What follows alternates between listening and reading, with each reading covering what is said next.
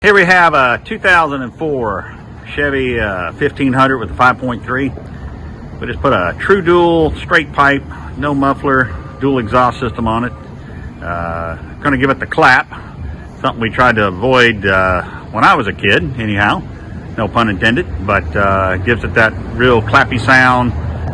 A lot of noise, going to wake up the dead. You can see it's all true dual, no mufflers, straight off the catalytic converters.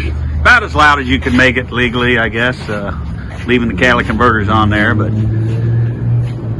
young guys want to make a rumble, this is how you do it. Let's see what it sounds like.